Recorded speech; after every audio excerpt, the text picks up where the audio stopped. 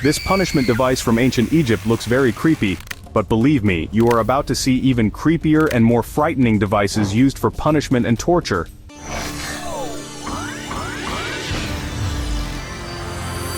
There were many punishments throughout history designed to break a person's spirit, but few did it in such a slow and calculated way as the Spanish donkey. It looked simple at first glance. A long wooden beam, shaped into a sharp triangular wedge, standing on sturdy legs.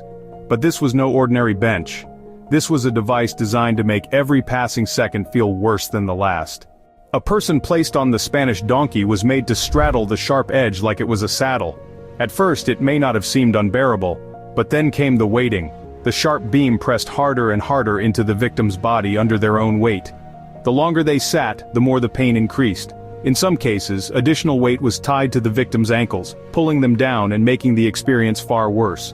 What made this punishment especially cruel was the way it turned time into an enemy. There was no sudden impact, no quick suffering. Instead, the body slowly gave in to the relentless pressure. The muscles tensed, the legs shook, and the sharp edge pressed deeper. The longer the person endured it, the harder it became to sit still. Any attempt to shift, to find relief, only made things worse.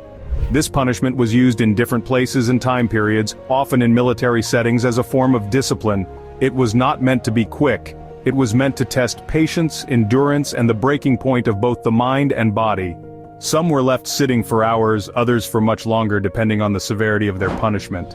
Not all punishments were about pain. Some worked in a different way, turning every moment into a struggle, making the simplest tasks impossible. The Chinese Kang was one of those punishments. It didn't tear flesh, break bones, or leave permanent scars. But it trapped people in their own bodies, making them suffer through exhaustion, shame, and sheer helplessness. A Kang was a large wooden board with a hole in the middle, locked around a person's neck. It was so wide that they couldn't reach their own face. That meant no eating, no drinking, and no wiping away sweat or insects. Everything required outside help. The board itself was heavy, sometimes weighing over 30 pounds, turning each step into a battle against gravity. It wasn't about physical pain, but about the slow grind of time. Sleep was nearly impossible. There was no way to rest comfortably with a wooden plank restricting movement. The real cruelty came with how long someone was forced to wear it. Some endured it for a few hours, others for days. The longer they wore it, the more unbearable it became. The body weakened from hunger, dehydration, and lack of sleep. The neck and shoulders throbbed from carrying the weight. But worst of all was the humiliation. Those wearing a Kang were often left in public, fully exposed to the stares and laughter of strangers. Some had messages carved or painted on the wood, announcing their crime. A thief, a liar, a traitor. But if the Kang trapped people in one place, the next device did the opposite. It didn't restrict movement. It forced the body to move in ways it was never meant to, until something gave out. Of all the punishments ever created, few inspired fear like the rack. It was infamous, legendary, and designed to do one thing: pull the human body apart, little by little, until it could take no more. This wasn't just about discomfort. It was about pushing the limits of what a body could endure before it broke. The setup was simple, but devastating. A long wooden frame with rollers on either end. A person was laid down, wrists and ankles tied with rope. Then the rollers turned. At first it was just tightness, then it became pulling, then stretching, and then something far worse. The shoulders popped, the muscles tore, and joints strained past their natural limits. Every small turn of the wheel made it worse, and the worst part, there was no way to stop it. Even before permanent damage was done, the feeling alone was terrifying. The sensation of being stretched apart, completely unable to fight back, was enough to break even the strongest. The body wasn't designed for this kind of force. Some never walked properly again, some lost function in their arms, others were left in twisted, unnatural positions, permanently damaged by the strain. The rack was more than just a machine. It was a slow, calculated test of human limits. A punishment that didn't rely on sharp edges, hot metal, or crushing weight, just the unbearable pressure of a body being pulled in opposite directions, inch by inch. And while the rack worked by stretching a person to their breaking point, another device did the exact opposite. It didn't pull, it didn't stretch, it crushed. And it did so with just as much precision. If the rack worked by stretching, this device did the opposite. It compressed. It forced the body inward, folding a person into themselves until breathing became difficult, limbs went numb, and the pressure became unbearable. This was the scavenger's daughter, a device that proved pain didn't have to come from sharp objects or brutal strikes. Sometimes, it was enough to simply crush a person under their own weight. It looked deceptively simple, just a series of iron bars forming a loop. But once a person was locked in, the real horror began. The victim's arms were forced behind their back, their knees pulled up against their chest, and their head pushed forward. Then, the metal frame was tightened. The body was trapped in an unnatural position, muscles strained, ribs pressed against lungs, and blood circulation cut off. At first it was just uncomfortable, but the longer someone was trapped, the worse it got. Breathing became shallow, limbs started to go numb. The pressure inside the body increased so much that some people reportedly bled from their nose and ears. Unlike the rack, which worked by pulling things apart, this device crushed everything inward, turning the body into its own source of suffering. The scavenger's daughter was not fast. It worked through slow, constant compression, until the body couldn't take anymore. A test of endurance just as cruel as being stretched apart. But while this device folded people in on themselves, the next one did something far worse. It shattered them completely. There were punishments designed to humiliate, some meant to frighten, and others created to destroy a person completely. The breaking wheel belonged to the last category. It didn't just injure, it didn't just punish, it pulverized the human body, leaving behind something barely recognizable. It started with a simple wooden wheel, large, sturdy, built to last. A person was tied to it, their limbs stretched across the spokes. Then came the real horror. Each blow shattered another part of the body, turning solid limbs into nothing but useless fragments beneath the skin. This wasn't fast, the strikes were measured and deliberate. Too quick and the person might lose consciousness, too soft and they might not break properly. The worst cases didn't end with broken bones alone. The breaking wheel was designed to make a person feel every second of their punishment. It wasn't about quick pain or sudden impact, it was about slow destruction, about being left in a state where nothing worked, nothing moved, and yet, consciousness remained. But while this device turned people into lifeless husks, others worked in a different way. Some punishments didn't rely on pain at all. Instead, they relied on humiliation, turning a person into a laughingstock for the whole town to see. Some punishments didn't need pain to be effective. They worked by breaking a person's reputation, turning them into an object of mockery, making sure their name would never be forgotten, but for all the wrong reasons. One of the most infamous of these punishments was the pillory. It was a simple wooden frame with holes for the head and hands. Once locked in place, the person was trapped, unable to move, unable to protect themselves from whatever came next. And what came next was never good. The crowd gathered. People shouted insults. Some threw food, rotten fruit, eggs, whatever they could find. Others weren't so kind, launching stones or filth instead. Unlike other punishments, the pillory didn't end in injury, at least not officially. The device itself didn't break bones or cause suffering, but that didn't mean it wasn't brutal.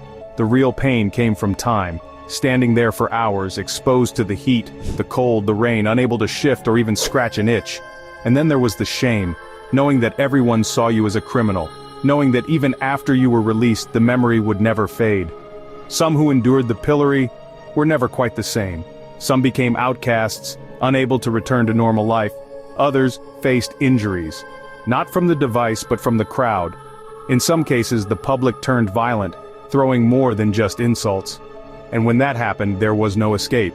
The pillory wasn't about destroying the body, it was about destroying a person's dignity, and for many, that was a punishment far worse than pain.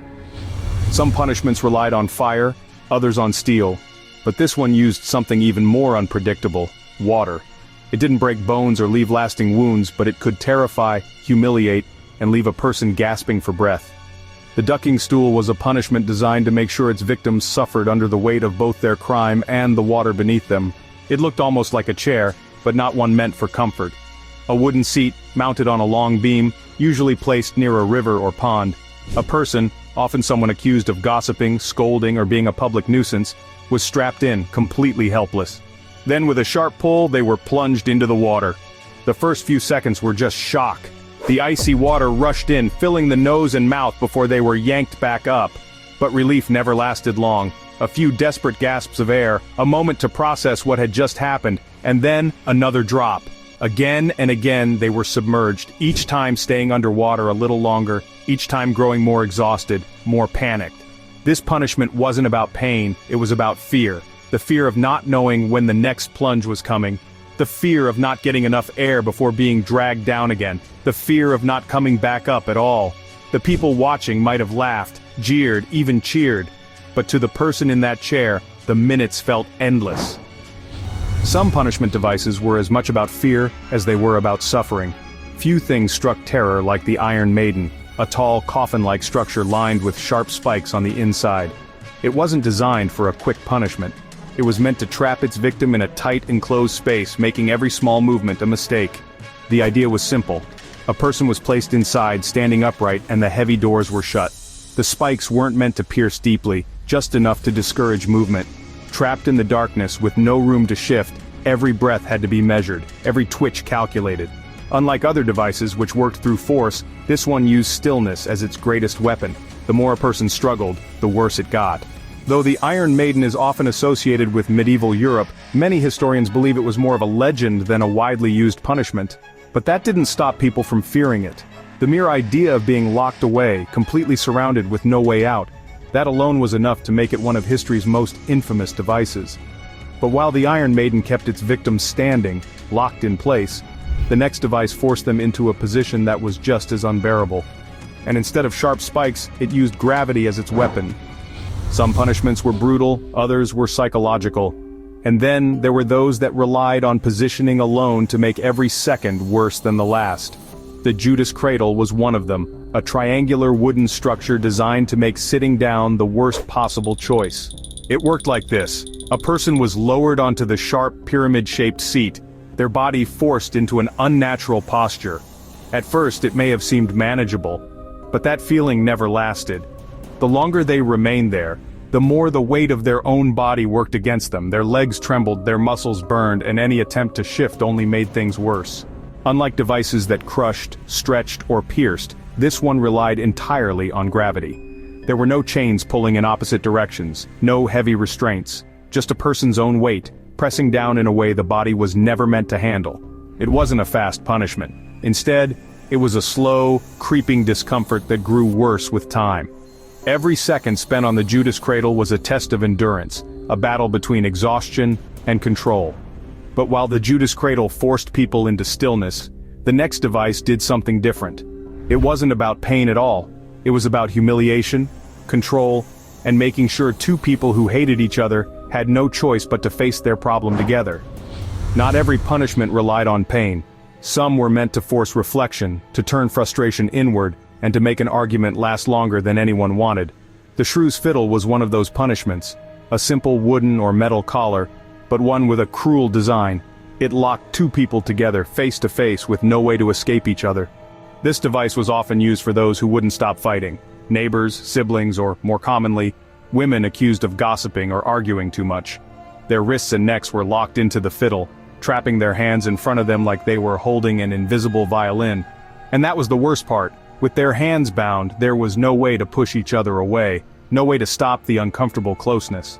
They were forced to stand side by side or directly facing each other for hours or even days, with only one option: talk it out or endure the unbearable awkwardness of their silence. The weight of the device made even small movements difficult, so fighting wasn't an option. It was a punishment based on irony. If two people argued too much, they were forced to spend even more time together, unable to escape their own words. But while the shrew's fiddle forced people into uncomfortable closeness, the next device made sure no words were spoken at all. It didn't punish arguments, it ended them entirely. There have been many ways to punish speech throughout history, but few were as direct and humiliating as the brank, also known as the scold's bridle. This metal mask wasn't designed to restrain movement, it was designed to silence. A metal cage shaped to fit tightly around the head, with a thin, flat plate that pressed against the tongue. Once locked in place, speaking became impossible. Any attempt to talk resulted in sharp pain, and even breathing could become difficult. It wasn't just the physical discomfort that made the brank so cruel, it was the public nature of the punishment. Those forced to wear it were often paraded through town. Their crime, usually gossip, public outbursts, or insulting someone of higher status, announced to the people around them. The brank wasn't just about stopping speech, it was about making sure everyone knew that speech had been stopped. It was a device of humiliation, designed to make sure the lesson lasted long after the mask was removed. Some versions had additional metal spikes inside, pressing against the tongue or cheeks if the wearer tried to move their mouth. Others had bells attached, ensuring that everyone knew when the person was approaching. There was no hiding it, no escaping the silent message it sent. But while the brank was meant to silence, the next device did something completely different. It wasn't about speech, it was about shame. And instead of trapping the head, it trapped the entire body inside a punishment that left no dignity behind. Some punishments were about suffering, others were about humiliation. The drunkard's cloak fell squarely into the second category. It didn't cause direct harm, but it turned the offender into a walking joke, making sure that their mistake was seen, laughed at, and remembered. It was a large wooden barrel with holes cut out for the arms and head, worn like an oversized, ridiculous coat. A person caught drunk in public, especially repeat offenders, would be forced to wear it and walk through town, stumbling under its weight while people pointed and laughed. The real punishment wasn't the discomfort, though the weight and awkwardness of moving in the barrel made every step a struggle. The real punishment was being turned into a spectacle. People threw insults, children laughed, and former drinking friends suddenly pretended they had never seen the person before. A night of bad decisions became a full-day reminder of why it had been a mistake. For many, this was enough to stop them from drinking to excess again. For others, it only made things worse, driving them further into their habits out of sheer embarrassment. Either way, once someone wore the drunkard's cloak, they were unlikely to forget it. But while this punishment forced a person to carry their own shame, the next device took that idea even further. It didn't just weigh them down, it locked them in place, making every moment feel heavier than the last. Some punishment devices were large and intimidating, designed to make a person suffer the moment they were placed inside, but others were much smaller, almost unremarkable at first glance.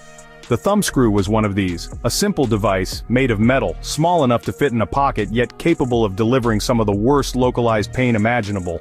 It worked with a basic but cruel mechanism. A person's thumbs, fingers, or even toes were placed between two flat metal plates. Then, with each turn of the screw, the plates pressed tighter and tighter, crushing whatever was inside. The pressure started light, just enough to be uncomfortable. But with each twist, the pain increased. The worst part was how precise and controlled the device was. It wasn't fast and it wasn't unpredictable. The person watching decided exactly how far it would go, how much pressure was applied, and when, or if, it would stop. There was no sudden snap, no unexpected break, just a slow, steady force that wouldn't stop until it was loosened. Some devices looked terrifying just by their design, and few were as unsettling as the pair of anguish. A cold, metal object, shaped like a blooming flower, but with a purpose that had nothing to do with beauty. It wasn't designed to crush or cut, it was designed to open. The mechanism was simple. When closed, the pair of anguish was small, easy to insert into the mouth, throat, or even other body openings. But then, the screw was turned, and the device began to expand. The metal petals slowly widened, stretching whatever space they were inside. Unlike the thumb screw, which focused pressure in one place, this one pushed outward in every direction at once. At first, it just created a feeling of pressure, something unnatural and impossible to ignore. But the more it expanded, the worse it became. Jaws locked open until the muscles burned, throats pressed against their limits, and internal tissues were stretched far beyond what they were meant to handle. Despite its fearsome reputation, there's little evidence that the pair of anguish was widely used. Some historians believe it was more of a threat than an actual device of punishment. But whether or not it was truly put into action, its design alone was enough to make it one of history's most unsettling creations. While the pair of anguish was meant for silence, the next device focused on something very different. It wasn't about causing pain, it was about humiliating those who made the wrong kind of noise. There were punishments for thieves, for liars, and for people who wouldn't stop talking. But what about musicians? In medieval Europe, even bad music could be punished, and the flute of shame was made to make sure no one ever forgot their mistakes. It looked like an oversized metal flute, but it had no use as an instrument. Instead, it was a punishment collar, shaped like a wind instrument, locked around a person's neck. The musician's fingers were placed inside metal rings, forcing them to hold the flute as if they were about to play it. But there was no music, just the mockery of the crowd. The punishment wasn't physical, though the heavy metal collar made every movement difficult. The real suffering came from public humiliation. The condemned were paraded through the streets, forced to wear the instrument they had failed to master, while onlookers laughed and jeered. In some cases, they were even forced to perform their silent shame, a cruel joke that left their reputation in ruins. The flute of shame proved that sometimes the worst punishment wasn't pain, but being made a laughingstock. And no device in history embodied that idea more than the next one, a punishment so simple yet so effective that it was used for centuries to keep society in check. There was no escaping the stocks, not physically, not mentally, and certainly not socially. A person locked inside was trapped, exposed, and completely at the mercy of the crowd, and that was exactly the point. Unlike other punishment devices which relied on pain, restriction, or physical suffering, the stocks focused on humiliation. A person's feet, and sometimes hands or head, were locked into a wooden frame, leaving them in a position that made even simple movement impossible. They were placed in a public space, right in the center of town, where everyone could see them. The punishment wasn't just the discomfort of being stuck in an awkward position for hours. It was about the loss of dignity. The crowd didn't just watch, they participated. People threw food, mud, insults, whatever they could find. Some laughed, some scolded, some even got violent, and the person in the stocks? They could do nothing but endure it all, waiting for the sentence to end. It was simple, effective, and widely used across Europe and colonial America. No blood, no broken bones, just complete and utter embarrassment. For many, a day in the stocks was more than enough to change their behavior forever. High in the misty mountains of Papua New Guinea, a strange and bone-chilling tradition has survived for generations. In Chimbu province, local tribes paint their bodies to resemble skeletons, complete with white rib cages, blackened eye sockets, and skull-like faces. It looks like something ripped straight from a Tim Burton movie or, honestly, a live-action version of The Walking Dead. But this isn't costume play or a horror show. These are real rituals meant to connect the living with the dead. They're called the skeleton dancers, and their eerie appearance has a purpose. Centuries ago, these people discovered that dressing like spirits could scare off rival tribes and even ward off illness or misfortune. The Chimbu believe that death is not an end, but a force that walks among us. When they paint themselves like the bones of ancestors, they're not just paying tribute, they're channeling power. During special gatherings known as Sing Sings, entire groups of skeleton dancers step into the light, stomping and swaying in unison to hypnotic drum beats. Their movements are slow and deliberate, their eyes locked in a ghostly stare. No one speaks. The performance is dead silent except for the rustling of feathers, the clang of tribal jewelry, and the thump of bare feet on packed earth. Locals say the dance opens a gateway between worlds, allowing ancestral spirits to pass through. The artistry is extraordinary. The paint is made from natural chalk, charcoal, and river mud, carefully applied by family members before the ceremony. Some dancers spend hours crouched in silence as they're transformed into walking skeletons. They don't just look like spirits, they become them, moving with an otherworldly stillness that sends shivers down even the bravest spectator's spine. What's even more surprising is that these events are far from forgotten relics. They're still happening today, especially during cultural festivals like the Goroka Show or Mount Hagen Festival. Tourists sometimes mistake the dancers for performers, but for the Chimbu, this is no performance. It's sacred, it's serious, it's survival.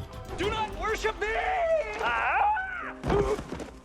In the highlands of Sulawesi, Indonesia, the dead don't rest quietly underground. They rise every few years dressed in fresh clothes and walked through their home villages. This isn't a horror film plot. It's the Manana Festival, one of the most bizarre and fascinating traditions still practiced today by the Torajan people. To the Torajans, death is not a final goodbye. It's a long, extended part of life. Loved ones are preserved and buried only after an elaborate funeral that can take months or even years to prepare. But even after burial, the connection doesn't end. During Manini, families exhume the bodies of their ancestors, clean them, fix their clothes, and sometimes even pose them for family photos. Yes, that's right. Posing mummified relatives in sunglasses, hats, or standing upright with grandchildren is completely normal here. It may sound shocking, but for the Torajans, it's an act of deep love and devotion. Manini means the ceremony of cleaning corpses, and it's believed to maintain spiritual harmony between the living and the dead. Forget gravestones and flowers, this is physical, personal upkeep. They believe that by tending to the dead, they protect their families from misfortune and show respect that transcends generations. The bodies, many decades old, are often remarkably well preserved due to the cool mountain climate and ancient embalming herbs. Some wear watches, some carry canes, some still have traces of lipstick or cologne. It's eerie, yes, but it's also strangely touching. In a way, these people have solved something the rest of the world hasn't: how to keep the past alive, literally. Deep in the heart of the Brazilian Amazon, there's a rite of passage so intense it makes most coming-of-age rituals look like playground games. The Sateremawe tribe, a group that has lived in the rainforest for centuries, prepares boys for manhood not with speeches or certificates, but with gloves filled with live bullet ants. Bullet ants aren't your average stingers. Their bite has been described as feeling like being shot or electrocuted over and over. On the pain index, they rank at the very top. And yet the Sateremawe deliberately weave dozens of these ants into handmade gloves, stingers facing inward. The boys must then wear these gloves on both hands for several minutes, enduring wave after wave of full-body agony. But here's the twist: they can't cry, scream, or flinch. To show fear is to fail, and this isn't a one-time challenge. They have to do it many times over several months. The entire ritual is designed to build warriors with strength, control, and resilience that's respected across the tribe. The ants are first knocked unconscious with a natural sedative, then tied into the glove's fibers. When they wake, they're furious and ready to defend themselves. The moment the gloves go on, the boys' arms tremble, but their faces stay calm. Around them, elders chant, family members cheer, and the jungle watches in silence. To outsiders, it may look like pure torment, but to the Sateremawe, it's an ancient code. Pain leads to wisdom, endurance leads to strength. It's their version of a graduation. Not with gowns, but with fangs and fire. In the dense jungles on the border of Brazil and Venezuela, the Yanomami people have practiced one of the most secretive and haunting rituals on Earth. When a member of the tribe passes away, they aren't left to decay alone. Instead, their remains are transformed into a final offering of unity and remembrance through a process called endocannibalism. Here's how it works after a ceremonial cremation. The bones and ashes of the deceased are carefully gathered. Then the family grinds them into a fine powder and mixes it with plant-based soup or drink. This sacred mixture is then consumed by the closest relatives. To them, it's not macabre, it's spiritual. They believe the soul cannot rest until the body becomes one with the living. This ritual is rarely shown to outsiders, but anthropologists have documented it over decades. For the Yanomami, eating the ashes allows the spirit to remain within the family, giving strength and protection. They don't bury the dead, they carry them forward in the most literal sense. Importantly, this is not done in haste or fear. The ceremony is filled with singing, reflection, and reverence. The community gathers to support the grieving family, and the act itself is deeply symbolic. The powder represents memory, connection, and life continuing through those who remain. It may sound extreme through a Western lens, but to the Yanomami, it's an act of closure. A way to make sure that no one is ever truly lost because part of them stays inside the people who loved them most. Tucked away in the mist-covered Balium Valley of Papua, Indonesia, the Dani people have long practiced a ritual that might stop outsiders in their tracks: grieving by cutting off fingers. Yes, literal fingertips. It's a ritual soaked in symbolism, not violence, and though rare today, traces of it still exist. When a close family member dies, female relatives, especially grandmothers, mothers, or sisters, once showed their sorrow by severing part of a finger. Not out of punishment or madness, but as a visible sign of their emotional pain. Each missing joint told a story of loss, love, and memory that couldn't be forgotten. The cuts were done using sharp stone tools or tightly wound twine to restrict circulation before removal. The practice was often carried out in sacred silence, away from the public eye. Elders believed the physical loss mirrored the emotional one, that grief must leave a mark. And in a place where oral tradition is everything, this act became a living reminder of family history written in flesh. In recent years, Indonesian authorities have discouraged this ritual, and many younger Dani now honor the dead in different ways. But in some remote villages, the elders' hands still carry the past. Their missing fingers are not seen with shame. They're signs of respect, resilience, and the price of remembering someone deeply loved. Do not worship me! In the lowland jungles of Papua New Guinea's Sepik and Gulf regions, there are warriors who don't just prepare for ritual, they become the ritual. Covered head to toe in war paint, ash, and thick river mud, These men transform into something between the living and the dead. Locals say they're not playing dress-up. They're inviting spirits in. The look is terrifying. Eyes glowing unnaturally, sometimes tinted with plant-based dyes or natural lenses. Teeth sharpened to points. Faces marked with deep red and black war stripes, or hidden behind carved masks that resemble animals or ancestral beings. Some even pierce their noses and ears with bones or wear charms strung with teeth and feathers, each one believed to hold spiritual energy. These warriors are often seen during initiations or major ceremonies, but their purpose goes beyond celebration. They are the vessels of ancestral rage. By channeling the appearance of spirits, they intimidate enemies, bless the living, and keep ancient power alive. Every step, every movement is precise, controlled, possessed. And during those moments, they're not fully themselves. Elders say it's not a man dancing anymore, it's someone else entirely. Villagers watching don't clap, they don't cheer, they keep a respectful distance. Because they believe these warriors have crossed into a different state, one that's unpredictable and sacred. And when the ritual ends and the paint is washed away, no one talks lightly about what they just saw. They don't have to. The spirits already spoke. Among the tribes living along the Sepik River in Papua New Guinea, one of the most visually intense rites of passage still practiced today turns boys into men by turning their skin into scales. This is crocodile scarification, a ritual where initiates are literally carved to resemble the spirit of the river, the crocodile. For these communities, the crocodile is more than an animal, it's a creator. Legend says humans were born from crocodiles, and by scarring their bodies, the boys return to that origin. The ritual takes place inside a sacred spirit house, a towering wooden structure covered in carvings and guarded by elders. Inside, boys as young as 15 lie still while elders make hundreds of shallow cuts across their backs, shoulders, and arms. The process is done with razor-sharp tools, often from bamboo or bone. The goal is to mimic the rough, ridged skin of the crocodile. Ashes or special herbs are rubbed into the wounds to enhance scarring and help the pattern stand out for life. What follows isn't just healing, it's isolation, storytelling, and spiritual awakening. Over several weeks, the initiates remain hidden from women, surrounded only by men and spirits. They're taught tribal secrets, hunting techniques, and the deep responsibilities of adulthood.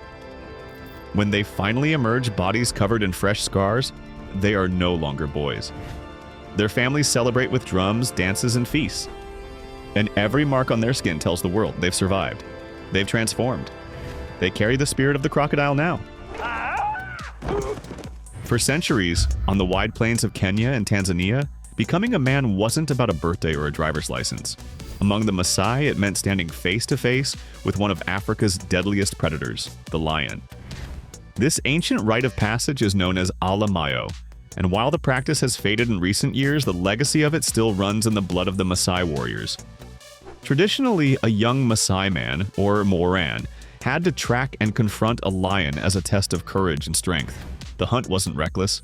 It was strategic, deeply ritualized, and done in groups to avoid unnecessary loss of life.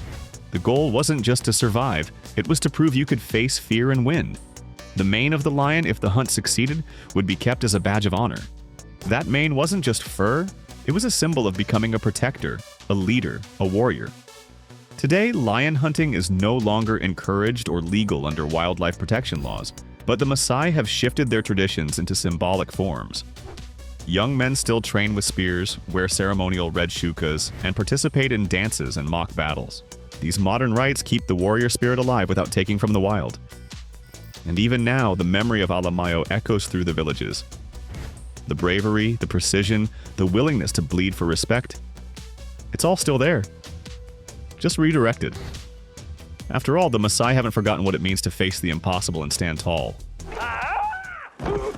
In the holy city of Varanasi, India, where funeral fires burn by the river day and night, a small group of ascetics walks where most fear to tread. They are the Agori, a sect of sadhus who reject the rules of purity and embrace the very things society hides from sight. Death, decay, and the remains of the departed are their path to liberation. You'll find them draped in ash from funeral pyres, meditating beside corpses, and sometimes drinking from skull-shaped bowls. They live in cremation grounds, believing that true spiritual power lies in what others fear most. For the Agori, detachment isn't just an idea, it's a lifestyle.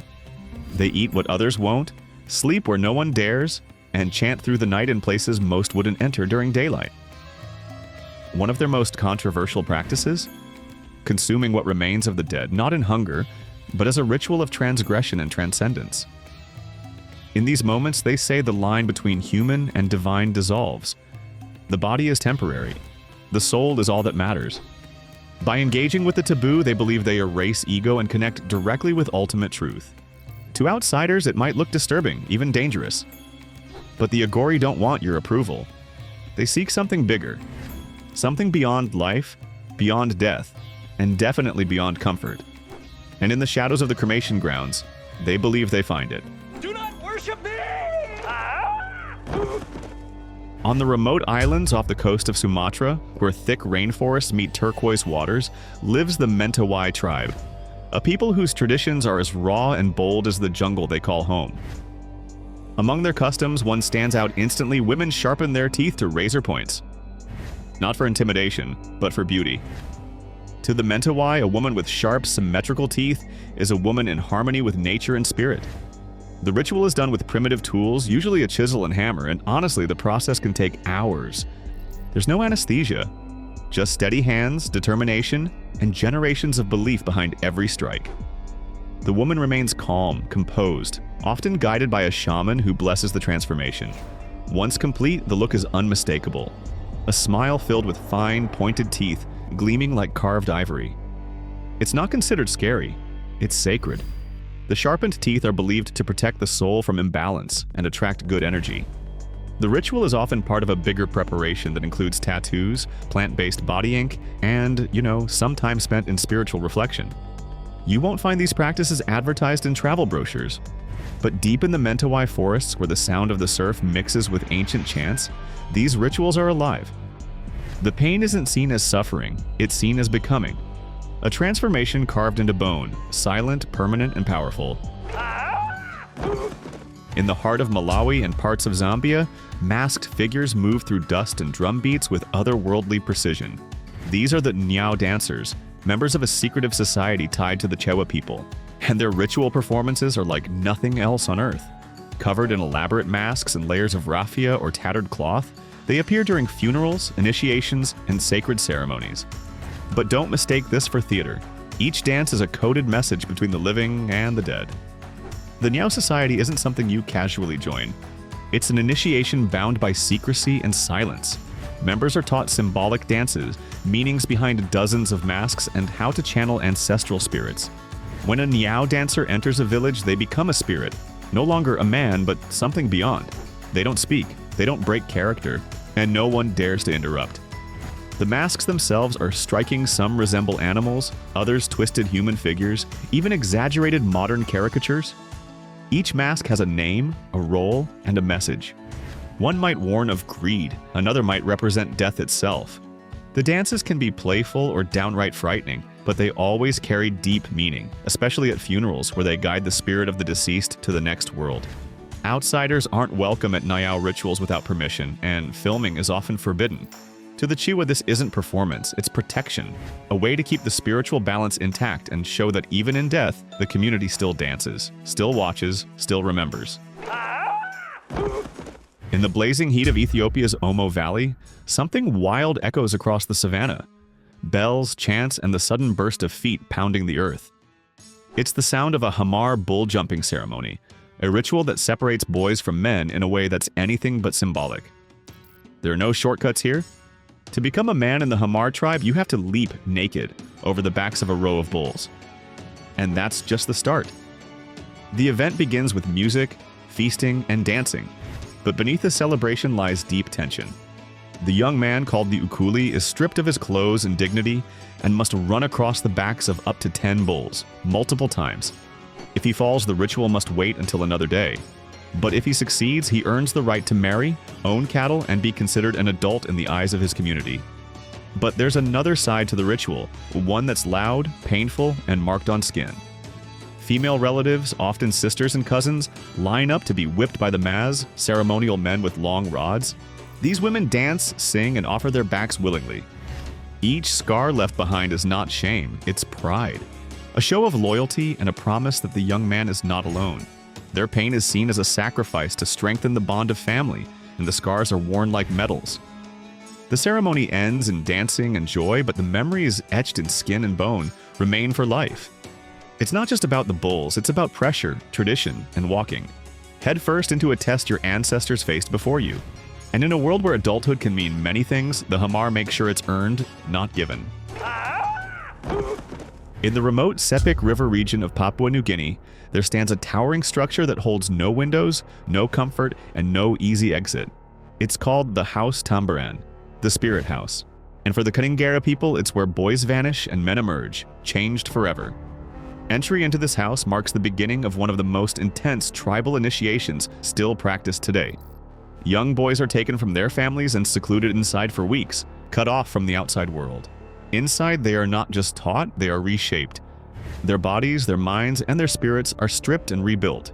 This isn't done with lectures, it's done with pain, isolation, and the slow, deliberate unraveling of childhood. The ritual's centerpiece is the crocodile scarification. To the Kaningara, the crocodile isn't just a river beast, it's an ancestor, a godlike force that created humans. Inside the spirit house, elders cut the boy's skin with razors or sharpened bamboo to mimic the scales of a crocodile. The chest, arms, and back are sliced hundreds of times. Ash or herbal mixtures are rubbed into the wounds to help the scars swell into bold ridges. Each cut is a step away from being a boy. Each scar, a badge of transformation. But the physical pain is only half of it. The boys are kept in darkness for days. They're fed little, they're told stories that blur reality and myth, taught sacred knowledge, tribal law, and the ways of the spirits. The fear they feel is by design. It's part of becoming. By the time they're brought back into the sunlight, they've crossed a psychological threshold few outsiders could imagine. The community greets them not with hugs, but with awe. They are now crocodile men, marked for life, respected, and no longer considered children. Their silence is deeper, their posture different. They've touched something ancient in that house, and whether they understand it or not, that house will never truly leave them. Do not worship me! Under the scorching sun of West Africa, where drums pulse like distant thunder and thousands gather in open fields, young Fulani men prepare to step into pain and into manhood. This is the Sharo Festival, a centuries-old tradition that's as raw as it is symbolic. It's a test of strength, endurance, and composure. The prize? Respect, adulthood, and sometimes even the right to marry. At the heart of the ritual is a brutal showdown. Two young men stand shirtless in a circle holding long sticks. They take turns lashing each other across the back with full force. The rules are simple: no flinching, no crying out, no stepping away. The one who shows pain loses face. The one who stays steady, even as blood rises, walks away with honor, and in some cases, a bride. These aren't chaotic brawls, they're structured, almost ceremonial. The lashes are counted, elders watch closely, and before the fight begins, the men are prepared spiritually, praying, chanting, and sometimes treated with traditional herbs to focus their minds and steel their bodies. Around them, the crowd roars. Women sing songs of encouragement. Warriors dance in circles. The energy is electric. For the Fulani, this isn't seen as violence, it's discipline. A public display of maturity. It proves a man can face hardship without breaking. And that, in their culture, means he's ready to build a family and lead. The scars that remain are worn with pride. Each mark tells a story not of defeat, but of survival. In a world that often hides discomfort, the Fulani face it head-on, with sticks, sweat, and silence. Imagine a weapon so powerful it could end all wars. Nikola Tesla's death ray, officially called Teleforce, was said to fire concentrated energy beams capable of taking down planes, obliterating armies, and leveling cities, all without a single bullet. Tesla claimed this invention could render nations impenetrable, making war obsolete, but he refused to sell the plans, fearing it could fall into the wrong hands and unleash global devastation. After Tesla's mysterious death in 1943, rumors swirled. Some say the death ray's designs were stolen by intelligence agencies, others believe Tesla destroyed them to protect humanity. He spoke of the device in cryptic terms, fueling conspiracy theories. Was it real, dismantled to preserve peace, or just another ambitious vision? Tesla's death ray remains one of history's greatest mysteries, a chilling what-if that keeps us wondering how close we came to wielding the ultimate weapon. Nikola Tesla had a vision, one so audacious it seemed like it was plucked from the pages of a science fiction novel. At the heart of it was Wardenclyffe Tower, a 187-foot-tall structure Tesla built in Shoreham, New York. Officially, it was meant to be the world's first wireless communication system, but Tesla dreamed bigger. He believed the tower could transmit not just information, but limitless free energy across the globe, wirelessly. Imagine turning on a light bulb in your home powered by nothing but air.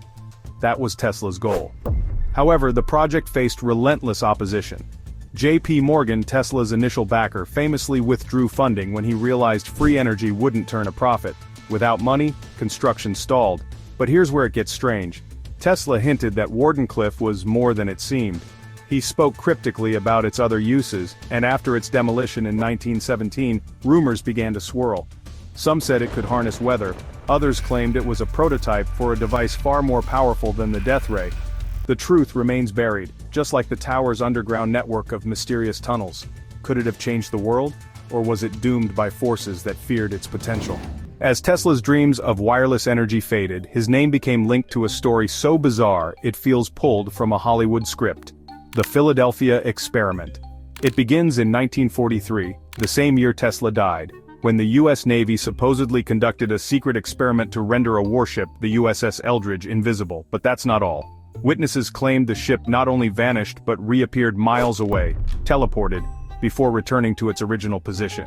Where does Tesla fit in? Some theorists believe the Navy used Tesla's theories on electromagnetic fields to achieve this. Tesla had spoken of energy manipulation that could bend space and time, and his work in wireless energy and high-voltage fields was groundbreaking. Officially, the Navy denies it ever happened, dismissing the Philadelphia experiment as pure fiction.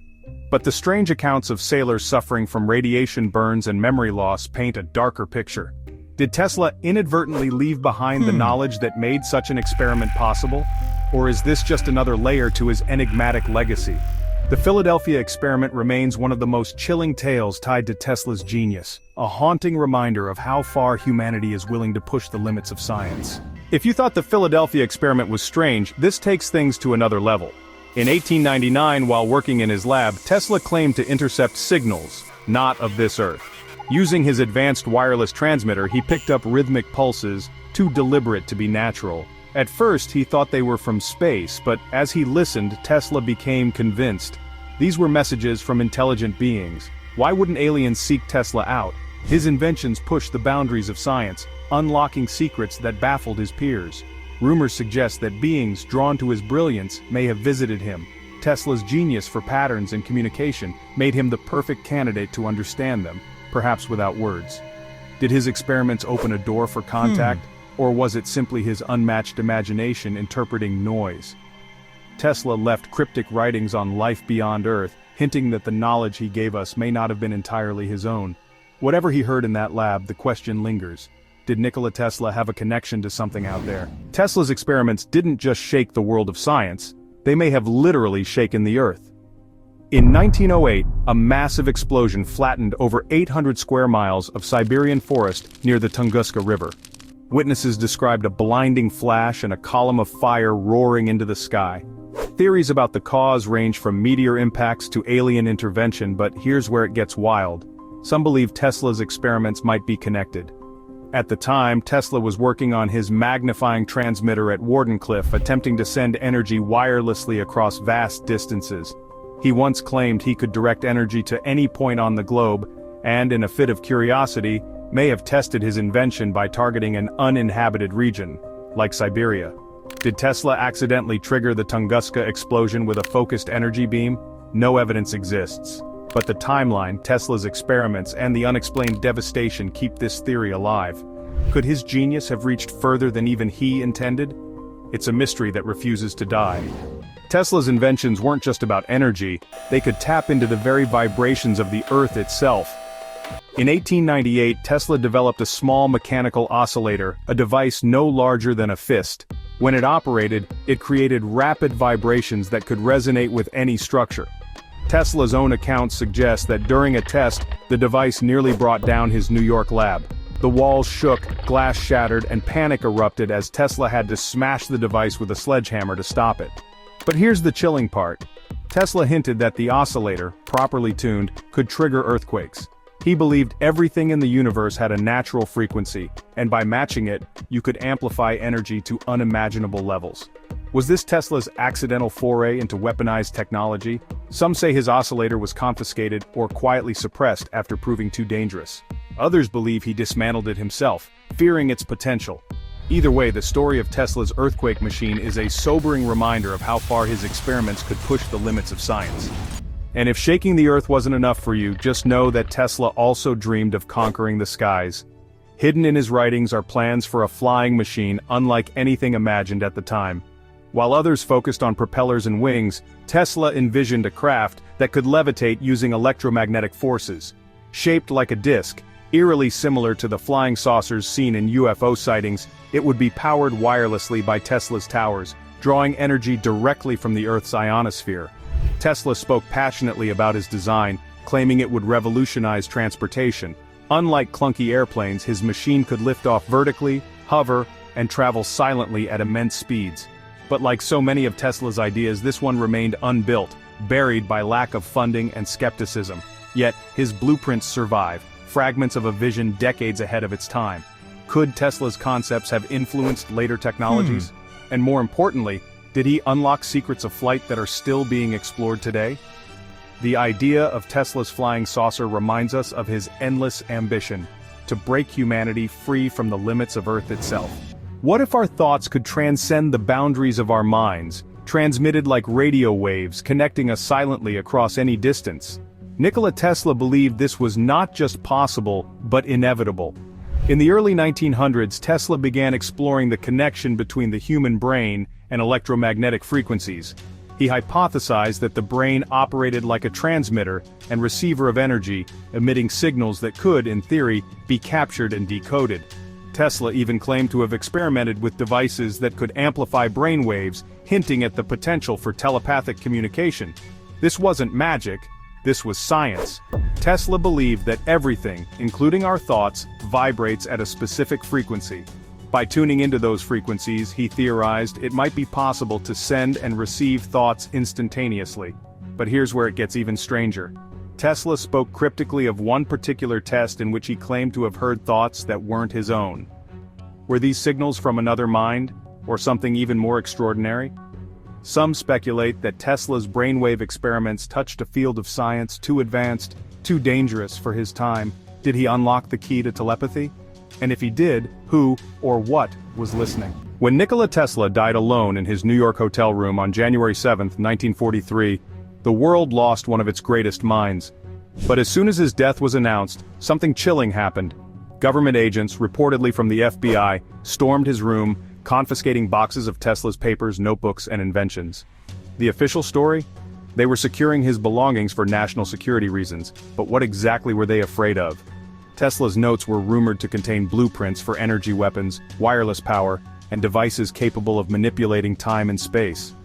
To this day, much of Tesla's work remains unaccounted for. Were his papers destroyed, hidden away, or quietly used to develop secret technologies? The FBI later released declassified files confirming their involvement, but huge gaps remain. Conspiracy theories exploded. Was the death ray real? Did Tesla's designs influence modern surveillance, weapons, or even covert scientific programs? Some even claim his work helped lay the groundwork for projects like HARP or the rumored Philadelphia experiment. Tesla often said the world wasn't ready for his ideas. Perhaps the powers that be agreed, choosing to bury his genius in the shadows. Whatever the truth, Tesla's missing papers remain one of the greatest mysteries of the modern age. Tesla's secret experiments blur the line between science and mystery, some lost to time, others hidden in plain sight. But beyond the conspiracies, Tesla's real confirmed inventions changed the world forever. Stay tuned as we explore his greatest mind-blowing successes, the experiments that proved his unmatched genius. Imagine holding a light bulb and watching it glow, without a single wire. That's not magic. That's the Tesla coil, one of Nikola Tesla's most brilliant inventions. Created in 1891, the Tesla coil generated high-voltage, high-frequency electricity, producing stunning arcs of lightning that leapt through the air like living creatures. But the real genius? It proved electricity could be transmitted wirelessly, an idea decades ahead of its time. In his Colorado Springs lab, Tesla scaled the coil to monstrous proportions, creating bolts of electricity that shot 135 feet into the sky, lighting up the night and leaving witnesses speechless. Tesla dreamed of a world powered wirelessly, cities, homes and machines running without tangled wires or massive power plants. While the Tesla coil itself doesn't power our homes, it paved the way for technologies like Wi-Fi, radio, and wireless charging. It wasn't just an invention, it was Tesla's lightning strike of genius, showing the world that the impossible could become reality. While the world marveled at Tesla's work with electricity, he quietly pushed boundaries in another field, radiology. In the late 1890s, Tesla was experimenting with high-voltage currents when he stumbled upon something extraordinary: X-rays. Years before X-rays became mainstream, Tesla created some of the first X-ray images or shadowgraphs, using his own experimental equipment. He even X-rayed his own hand, producing eerie skeletal photographs that looked straight out of science fiction. Tesla realized the incredible potential of X-rays for medical imaging, but he also warned of their dangers. He noticed prolonged exposure could damage tissue, something science would confirm much later. Tesla's X-ray work predated Wilhelm Röntgen's discovery, yet history rarely gives him credit. Still, his findings became the foundation for a technology that revolutionized medicine. From these ghostly photographs, Tesla proved once again that his genius knew no boundaries. And while others raced to perfect X-rays, Tesla had already moved on to a machine that could move itself. In 1898, at Madison Square Garden, Tesla stunned the world with something no one had ever seen: a remote-controlled boat. At a time when people barely understood electricity, Tesla demonstrated a small vessel gliding effortlessly across a pool, controlled entirely by invisible signals. With a flick of his controls, the boat turned, stopped, and responded to Tesla's every command. He called it teleautomaton, and it was far more than a party trick. It was the birth of robotics and wireless control technology. Crowds gasped, newspapers called it magic, and skeptics insisted Tesla was using hidden wires or telepathy. But Tesla was far ahead of them. His invention laid the groundwork for modern robotics, remote-controlled devices, and even technologies like drones. He dreamed of machines that could perform dangerous tasks, revolutionizing industries and saving lives. And while many didn't grasp the importance of what they'd witnessed, Tesla's remote-controlled boat marked a turning point. Machines could be guided not by gears and levers, but by invisible signals. This very principle would soon tune the world into a new era, the era of wireless communication. Long before people were tuning into their favorite radio stations, Tesla had already cracked the code of wireless communication. In the early 1890s, Tesla experimented with transmitting signals through the air using electromagnetic waves. By 1893, he demonstrated wireless technology to an astonished crowd, lighting lamps from a distance with invisible energy. But that was just the beginning. Tesla filed patents for his wireless systems in 1897, years before Guglielmo Marconi sent his first radio signal. Tesla envisioned a world where information could travel wirelessly across vast distances, connecting people like never before. His invention was the foundation for radio, but history gave the credit to Marconi, at least until 1943, when the US Supreme Court ruled in Tesla's favor, recognizing him as the true inventor of radio. Tesla's radio wasn't just about communication, it was about shrinking the world. He foresaw wireless networks that could spread knowledge, bridge continents, and change humanity forever. And while Tesla's name was sometimes lost in the noise, his radio work sent ripples through history, proving once again that his vision wasn't just ahead of its time, it created the future. In a world that was racing to mechanize industries and revolutionize transportation, precision became everything. Enter Nikola Tesla, who once again stepped in to solve problems others hadn't even seen yet. Tesla developed improved designs for speedometers and tachometers, essential devices that measured speed and rotational force. At the time, industries were transforming, and with automobiles and machinery gaining momentum, engineers needed reliable tools to measure performance. Tesla's designs were ingenious, using electromagnetic principles to create instruments that were more accurate and durable than any others. His speedometers allowed early vehicles to monitor their speed reliably, while his tachometers became essential for fine-tuning engines and industrial machines. These inventions helped advance precision engineering and pave the way for modern automotive and aviation industries. Tesla wasn't just electrifying the world, he was refining it. And with machines now measurable and controllable, it was time for the invention that truly powered the modern era, the induction motor. Of all Tesla's inventions, few are as world-changing and invisible as the AC induction motor. In 1888, Tesla unveiled a motor that used alternating current or the AC to generate rotational energy, eliminating the need for brushes or commutators that wore out quickly. Its simplicity was its brilliance: fewer moving parts, greater efficiency, and unmatched durability. Tesla's motor became the foundation of industry, powering factories, electric trains, elevators, and even household appliances. Before Tesla, direct current or the DC motors were the norm, but they were inefficient and impractical for large-scale use. Tesla's induction motor, on the other hand, harnessed AC power, which could be transmitted across long distances, thanks to his earlier work with transformers and the polyphase system.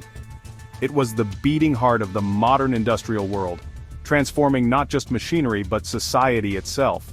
Today, nearly every electric motor, whether in your refrigerator, washing machine, or car, still traces its roots back to Tesla's design. But his quest for efficiency didn't stop there. From electricity to mechanics, Tesla's next invention would be a marvel of motion itself: the bladeless turbine. Tesla once said, "If you want to find the secrets of the universe, think in terms of energy, frequency, and vibration."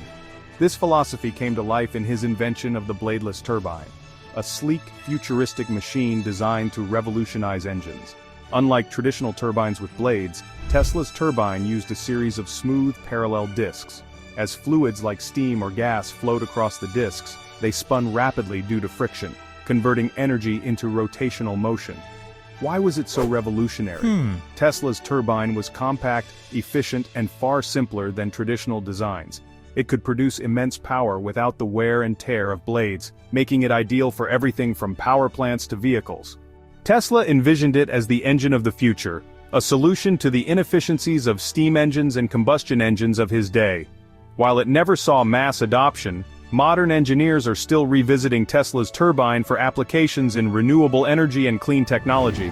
Tesla wasn't just a pioneer of electricity, he was also a forward thinker when it came to health and the environment. In the late 1800s, Tesla created an ozone generator, a device that produced ozone by electrifying oxygen.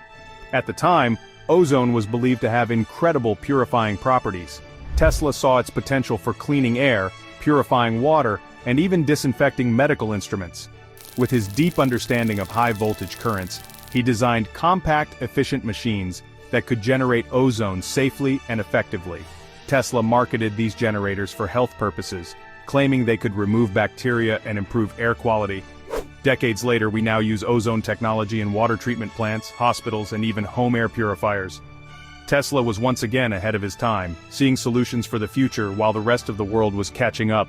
And his vision for cleaner, healthier living didn't stop with air. He also dreamed of brighter and more efficient light. In a time when Edison's incandescent bulbs were burning bright but inefficient, Tesla was already imagining the next generation of lighting. Enter the fluorescent light, a cooler, more energy-efficient solution. Tesla developed and demonstrated gas-filled lamps coated with phosphorescent material, which glowed brilliantly when exposed to high-frequency currents. These lamps were wireless wonders, illuminated without any wires using Tesla's electrical fields. Tesla displayed his fluorescent lights as early as the 1893 World's Fair in Chicago, where he wowed crowds by lighting bulbs from across the room. Unlike Edison's filament bulbs, which burned out quickly, Tesla's lights were durable and energy efficient, traits we still value in modern lighting. His work directly influenced the development of fluorescent and neon lighting, which became staples in homes, streets, and commercial spaces. Tesla's lights weren't just practical, they were proof that innovation could brighten the future, literally and figuratively. Tesla's inventions shaped the modern world, proof that one brilliant mind can illuminate the future forever. Tesla's life began with a literal spark. Born during a ferocious lightning storm in 1856, the midwife called it a bad omen, declaring him a child of darkness. His mother, however, saw it as a sign of greatness, calling him a child of light. This dramatic entry into the world seemed to foreshadow his destiny, mastering the power of electricity and illuminating the future. Tesla's work ethic was as extraordinary as his inventions. He famously claimed to sleep only 2 hours a day, using brief naps to recharge. He believed sleep was a waste of time, cutting into his pursuit of knowledge and discovery. Despite this, his focus and creativity remained razor-sharp. Friends worried about his health, but Tesla insisted his mind thrived in this rhythm. His restless energy fueled breakthroughs that transformed the modern world, one sleepless night at a time. Tesla's genius wasn't limited to machines, his mastery extended to languages. He was fluent in 8, including Serbian, English, French, German, Italian, and Latin. This linguistic ability allowed him to collaborate with international scientists, read works in their original forms, and expand his vast knowledge. Tesla believed communication was key to progress, and his polyglot skills only sharpened his brilliance, opening doors to endless possibilities across cultures. That's about it. Write in the comments which fact about Tesla did you like the most. For more useful information, watch other videos.